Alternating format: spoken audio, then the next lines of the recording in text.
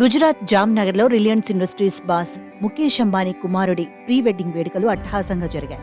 అనంత్ అంబానీ రాధికాను జూలైలో వివాహం చేసుకోనుండగా ఇప్పుడు ప్రీ వెడ్డింగ్ వేడుకలు నిర్వహించింది అంబానీ ఫ్యామిలీ. భారత్ సహా ప్రపంచ దేశాల నుంచి దిగ్గజ పారిశ్రామికవేత్తలు సహా సినీ, క్రీడా, రాజకీయ ప్రముఖులు ఈ వేడుక కోసం వచ్చారు. ప్రీ వెడ్డింగ్ సెలబ్రేషన్స్ లో భాగంగా అనంత్ అంబానీ ప్రసంగానికి ముఖేష్ అంబానీ భావోద్వేగానికి గురై కన్నీరు పెట్టుకున్నారు.